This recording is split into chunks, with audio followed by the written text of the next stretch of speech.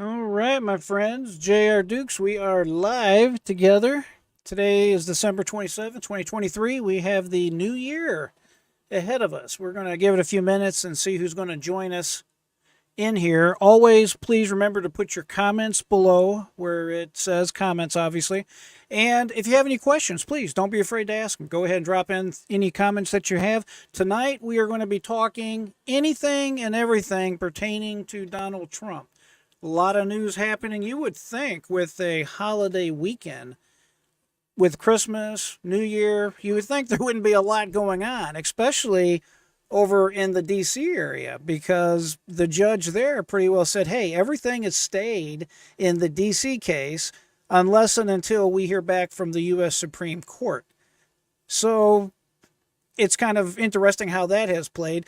And I wanted to start off with one other thing, too. Have you noticed how the legacy media, and frankly, a lot of the channels that I come across right here on YouTube, man, they have been hammering Donald Trump on being crazy and basically unhinged because of his holiday greeting. And then, of course, they would pull up a couple posts showing something to the effect of Donald Trump was saying, oh, I'm definitely mad. This is an outrage. And by the way, if you were facing 91 felony counts, you would be a little upset too. I know I sure would be. It's kind of hard to get into the festive Christmas spirit when you're being persecuted, not prosecuted, persecuted. And that's exactly what is happening to Donald Trump. Having said that, what they forget to show you, what they forget to tell you, is that was not everything that Donald Trump had to say on his social media pages, on Trump, which is, I'm sorry, Truth Social, Donald Trump's social media page, and on Facebook. He was very generous and very kind as far as wishing us all a very Merry Christmas and a Happy New Year. And there was nothing nasty or boisterous or anything inappropriate.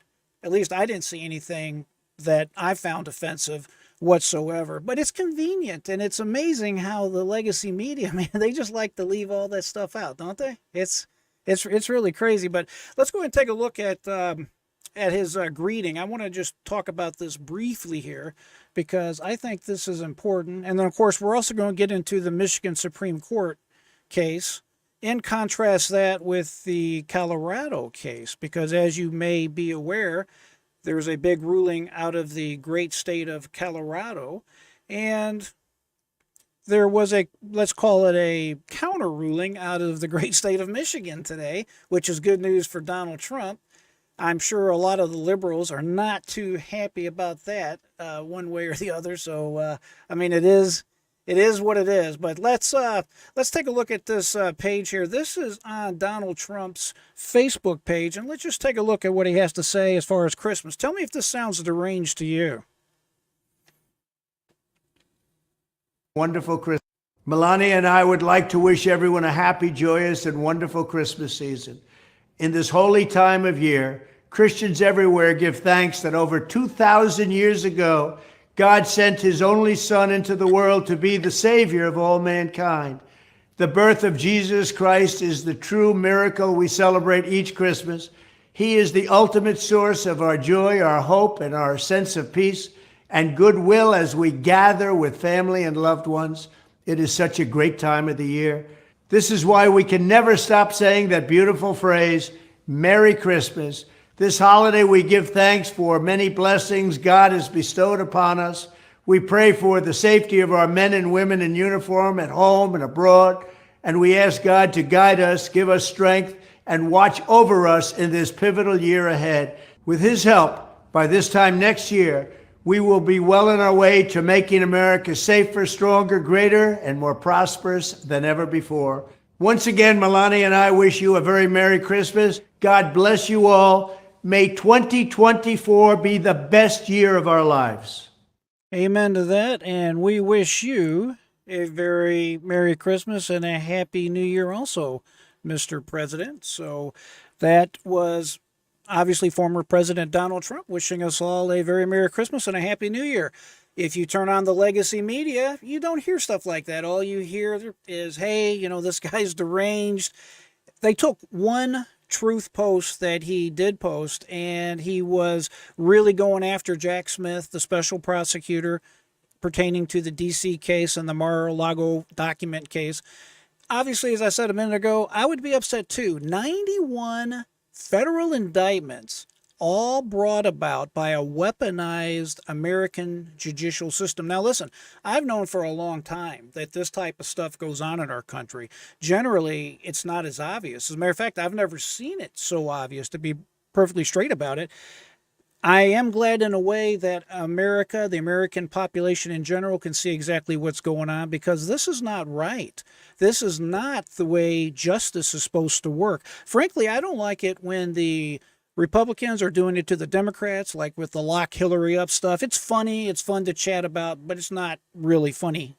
And obviously, I am definitely disappointed to the degree this has been taken. We are no better than a country like El Salvador or any of these other, let's just call them third world countries, and what they're doing to their presidents. I mean, come on. If you have a political adversary, a political rival, what are you going to do? No, you're not going to run against them in a general election. You're going to go ahead and do whatever you got to do to take them out. And my friends, that's not the way things are supposed to work. That's the kind of junk they do over in Russia. I made a video on this exact subject today because that is exactly what they do over in Russia. If they don't like you, they kill you. That's what Putin does, or he will send you to Siberia to some kind of jail if you can't poison you in an airplane. So it's very serious stuff, and we need to take it very serious. And you need to let people know about channels like mine, small channels, the way that the news is going as far as the future goes. Most of your news is going to be brought to you by individuals like myself. The legacy media, if you will, is frankly getting a smaller and smaller share of the marketplace. CNN, for example, they used to be in that huge building in downtown Atlanta. Guess what? The last few months, they quietly closed their office. Of course, they put a face on it that it's a great thing, and it wasn't a great thing. It was a terrible thing. And they moved back to their old building up on I-75, that old Ted Turner building that they used to be in when they first started back in 1980. Definitely not an upscale move by our friends over at CNN. And of course, I am being sarcastic. At any rate, let's go take a look at this candidate. I really am not good as far as speaking or saying her name because her name is obviously a Russian name. But I do want to take a look at this because this is extremely interesting. This is a woman that wants to run against Vladimir Putin. You apparently have to apply to a commission to run against Putin. And let's see what happened in her particular case and see if she had any luck. Here we go. A Russian anti-war former TV journalist has been disqualified from running against President Vladimir Putin in an election next March. Yekaterina Duntsova wanted to run on a platform to end the war in Ukraine and release political prisoners. Video from the Central Electoral Commission showed members voting unanimously to reject her candidacy on Saturday because of alleged flaws in her application to register. Putin's critics said it proved no one with genuine opposition views will be allowed to challenge him in the first presidential election since Russia invaded Ukraine last February. They see the vote as a fake process with only one possible outcome. Duntsova told reporters her team had trouble finding a lawyer to certify the bid after dozens declined. When she said last month she wanted to stand, commentators described her as crazy, brave, or part of a Kremlin-scripted plan to emulate a fair election. In this interview with Reuters in November, she said, "Any sane person taking this step would be afraid, but fear must not win." The Kremlin says Putin will win because he enjoys genuine support across society, with opinion poll ratings of around 80%. Completing another 6-year term would make him Russia's longest-serving ruler since the 18th century, surpassing even Soviet leader Joseph Stalin. Putin's best-known opponent, Alexei Navalny, is serving prison sentences. Okay, let me pause right here for just a second. First of all, this guy in the middle, this tall guy, you may or may not recognize him. This was the individual that was on that airplane, and apparently he was poisoned by some kind of KGB special agent, and he started having symptoms on the airplane. If you remember the videos, maybe you've seen those videos, maybe you did not. He was literally wailing in pain. I mean, it was pretty stark. It was shocking to witness and to see that video. Even when I see it today, you can literally feel that guy's pain. He's literally screaming in agony and pain. And he went, I believe, to a German hospital. Believe it or not, he made a recovery, as you can see right there in the video. However, when he returned to Russia against advice, he insisted on going back to Russia. They promptly put him in a prison. Now they have moved him from a prison that was just east of Moscow, and they sent him to a Hilton north of the Arctic Circle. And I'm joking about the Hilton. It's not a Hilton. It is a prison that is very difficult to get to. It's up in Siberia, north of the Arctic Circle, a.k.a. you're going to freeze your know-what off up there. I mean, it is cold. Very difficult to get to that particular prison because of where it's located and the weather that they constantly have. This individual is up there. It's difficult to reach. It's difficult to communicate with him. I don't think I would be placing bets on him having a long life. Now, when we switch to this brave young lady that is trying to run against Putin, she was told, no, there's something wrong with your application or something doesn't meet our criteria, and we have decided you cannot show up on the ballot. Who does that sound like? Where have we heard that recently where a tribunal or a court has decided that a candidate was not eligible to appear on the ballot and they removed that person from the ballot? You guessed it. Right here in the United States and the great state of Colorado. Colorado, you should be ashamed of your judges. You should be ashamed of the people that put these individuals in their positions. They're unelected bureaucrats. Democrats, every single one of them, unelected. They were appointed to their positions. And it's just sad. But this is exactly what's going on in Russia right now. And there's really no difference. If you think there's something different, tell me. Put it in the comments below. I love to read it. I want you to tell me about it. But any way you slice it up, she is eliminated from the ballot. They sent this individual to prison like they're trying to do to Donald Trump. We're going to put him in prison. We're going to do everything and anything in our power to stop this man because we know we cannot beat him legitimately at the ballot box. As a matter of fact, the breaking news today is that Jack Smith, out of the D.C. case, has filed, I believe, with the Court of Appeals right there, or whatever the circuit is that they're in. He's filed with the court a motion. Now get this, in a political election cycle, he has filed with the court a motion to essentially gag Donald Trump from saying anything about these cases, anything about the president or about how he views these particular cases. Outrageous. Outrageous. This Jack Smith, this guy is unhinged. And I can assure you, in the days to come, we're going to talk a lot about him. Wait till you hear about his history. Wait till you hear about the things that he has done in the past pertaining to the former governor of Virginia, pertaining to the current Democratic senator, that Bob Menendez, however you say his name. Obviously, he's currently under federal indictment, but the original case that Bob beat years ago, the losing prosecuting attorney in that case, you got it. It was Jack Smith. He has a history of being a loser, Jack Smith. Obviously, he's got an axe out. He's grinding it up, and he wants a kill for the record books. I call it a thrill kill. All these prosecutors, they make a name for themselves by a thrill kill. The bigger the fish, the harder they can hammer them, the deeper they can fry them, the more their clout goes up in some circles, the more of a name that they make for themselves. They want their name on the history books forevermore to say, Jack Smith, I took down Donald Trump, the guy that was going to be the next president of the United States and help the American people. I was the guy that was able to stop him. You should be ashamed of yourself, Jack Smith. All the Democrats should be ashamed of yourself. We should never weaponize our system of justice against the political adversaries. It's just wrong. It's wrong on so many levels, and it has to stop. Let's finish this story up here, because, I mean, the parallels compared to Donald Trump and what's going on in Russia is just uncanny.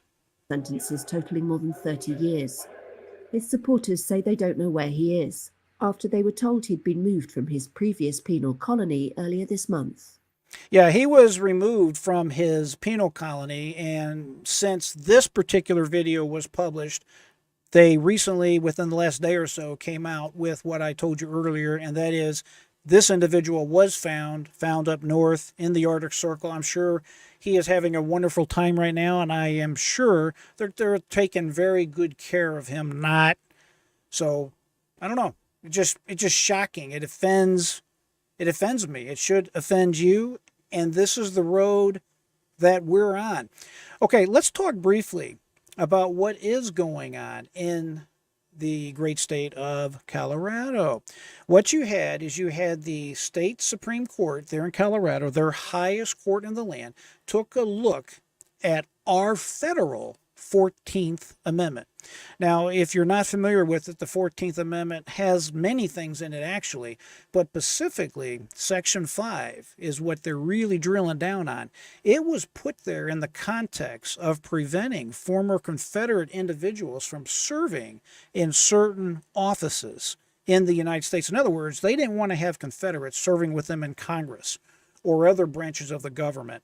When you look at the statute, this particular amendment, it's undeniable that it is definitely only in the context of the Civil War. And when you look at the wording of it, it's very clear it does not pertain to the President of the United States. Also, you have to remember, Donald Trump has not been convicted of squat. He has a perfect record as of right now. Just because you've been indicted doesn't mean you're guilty of nothing. Even Jack Smith has not indicted Donald Trump on the charge of insurrection. He's charged him with other crimes, but not insurrection. And insurrection is an impeachable defense. But when you read the 14th Amendment, it is very clear it does not pertain to the president. Also, Congress, under Section 5 of the 14th Amendment, clearly states that Congress shall set these rules. And guess what? Congress did set rules pertaining to deciding how people were to be taken out of office or barred from office. However, it was repealed many, many years ago. I believe it was in the 1920s, if my memory serves me correctly. If I'm not right, you're welcome to look it up and put it in the comments or drop me an email, whatever. I'm always happy for you to help me out. The bottom line is this. The state does not have the ability, any state does not have the ability to say, oh, you're guilty of an insurrection, and because you're guilty of an insurrection, you cannot run for president. That's not something that is left up to the state Supreme Courts. It's just not, because that's what the federal Constitution states. Congress has to pass rules. In other words, what kind of evidence do they have to have? Do you have to have a conviction to actually be removed for being an insurrectionist? What is the procedure? Who makes that determination? I can go on and on and on, but there is a huge amount of questions that has to be answered. Now, in the state of Colorado, the Supreme Court there said, oh, it is what they call a self-executing document. In other words, none of that is needed. All they have to say is this guy committed an insurrection, and that's the end of it. But listen to this, folks. If this is true, let's just pretend this is true.